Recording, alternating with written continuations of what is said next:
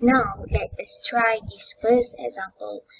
Determine whether the integral 1 to infinity 1 over x dx is convergent or divergent. Okay, we have the integrals from 1 up to infinity 1 over x dx. So here we have the integration of infinity at the upper limit. So we can refer to the definition 1 part A. So we have here is 1 up to infinity 1 over x dx. So this improper integral can be written in as limit of 1 up to t, where t is approaching infinity, where the function is 1 over x dx. So you just write down this limit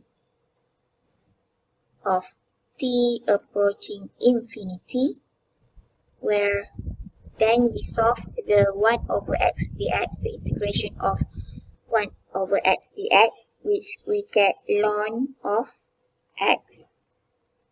So the limit is from 1 up to t.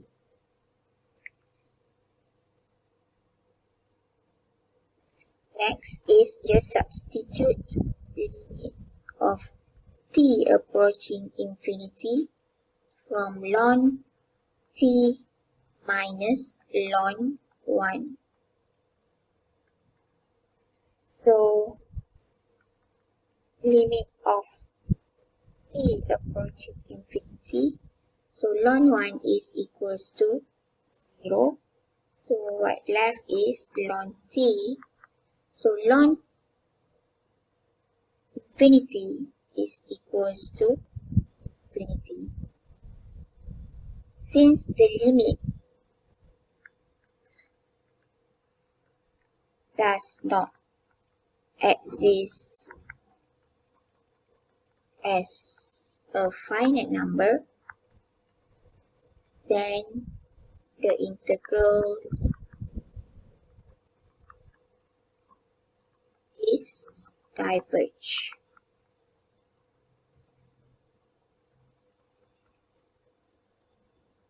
Okay, now if you compare with the example that I gave you earlier, I show you the first calculation of the integration of the improper integral of 1 over x squared dx. You get the integration of this is converged with value of 1. And when you want to find the integration of 1 over x, it seems that the integrals is diverge. So here we can summarize that if the function is 1 over x to the power of p from 1 to infinity, it is said to be converged if our p here is greater than 1. And it is diverge if p is less than or equals to 1.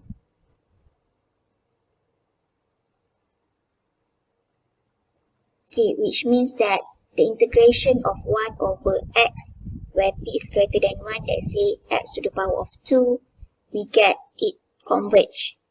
When 1 over x to the power of 3 from 1 to infinity, it also converge. But if 1 over x to the power of p, where p is less than 1, let's say 1 over x, the integrals would be diverge. Now let us try the second example.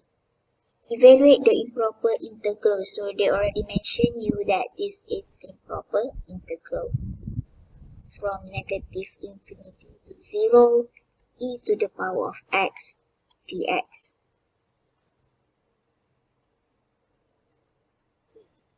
So this is, you can refer to the definition 1 part b. Okay, since it involves the improper integrals, what we need to do is you have to rewrite these integrals in terms of limit, where our limit is from t, because t is approaching negative infinity, up to 0. So just rewrite back the function e to the power of x dx. Then the next step is just rewriting the limit of t approaching negative infinity, and now we can solve this integration. So the integration of ex will be e to the power of x. The limit is from t up to 0. Another step is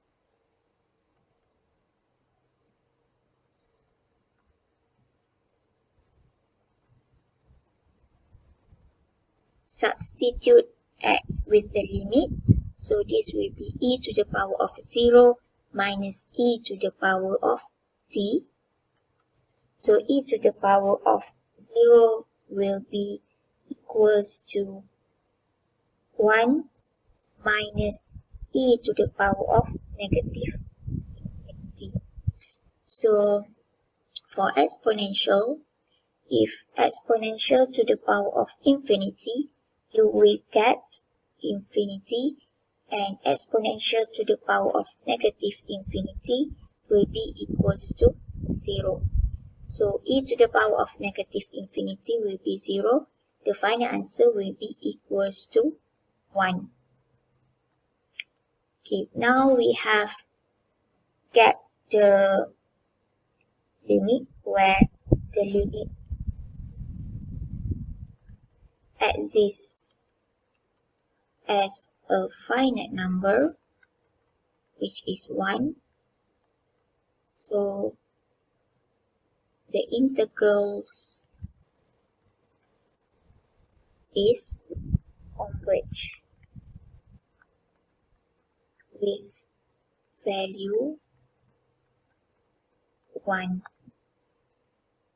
Here I want to explain why we get e to the power of infinity is equals to infinity. If we draw the graph of e to the power x, you will get something like this.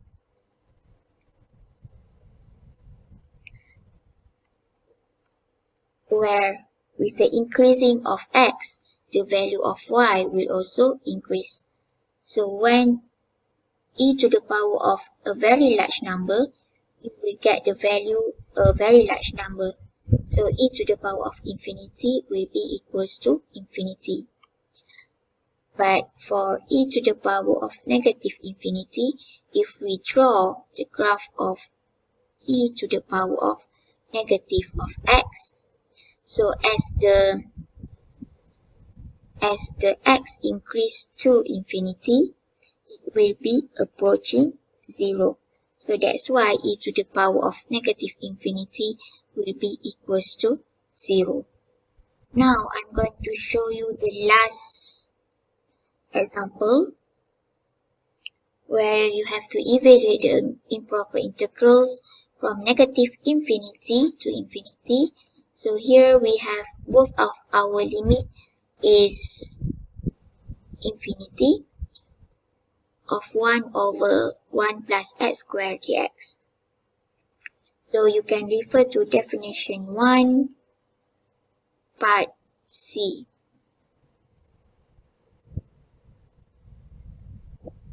So here we rewrite the question, where both limit is infinity, dx over 1 plus x squared. So what we need to do is we can separate these integrals from negative infinity to a value of, let's say, a, dx over 1 plus x squared, plus from a to infinity, dx over 1 plus x squared. So we can choose any value of a. But for this example, I'm going to choose a as equals to 0 because it is convenient. Just half of the left hand side is just plus with the half of the graph from the right hand side. Let's say the graph is something like this. So from negative infinity to 0 and from 0 up to infinity. So now we evaluate the integration of the right hand side separately. So this I consider as the first part, and this is considered as the second part. So for the first part is from negative infinity to 0, dx over 1 plus x squared.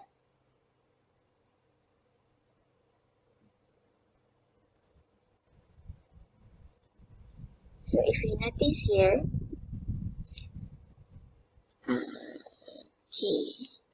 so the next step is to rewrite this integration into limit,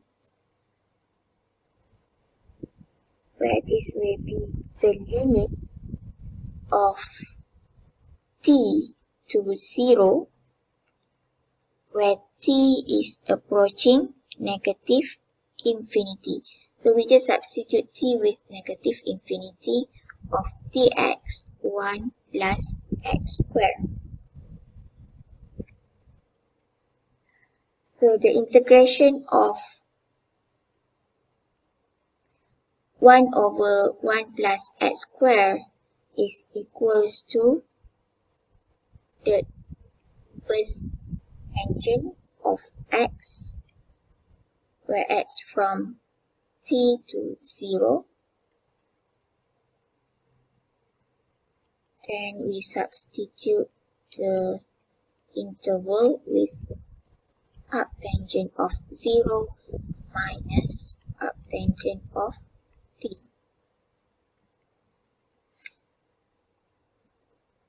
So arctangent of 0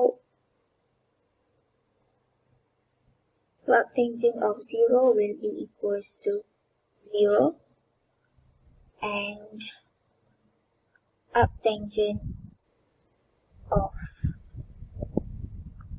negative infinity, so this will be equals to 0 minus negative pi over 2. The final answer will be pi over. So we have solved the first part. Now what we need to do is find the second part of the integration, where it's from 0 up to infinity, dx 1 plus x squared. So we need to write this in terms of limit, where limit is from 0 up to t, where our t here is approaching infinity, dx over 1 plus x squared.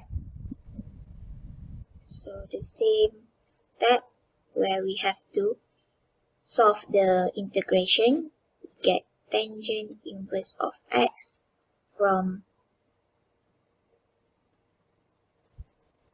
0 up to t. Then this will be limit of t approaching infinity, tangent inverse of t minus tangent inverse of 0. So this is equals to 0. So tangent inverse of infinity minus 0 will be equals to pi over 2. So now we have solved both parts of the right hand side. So what we need to do is just substitute the answer, the final value, which is negative infinity to infinity dx over 1 plus x squared. So the first part is equals to pi over 2, and the second part is equals to pi over 2. So this will be equals to pi. So this means that the limit is exists because the final answer is a finite number, and we can say that the integral is convergent where the value is when the value is pi.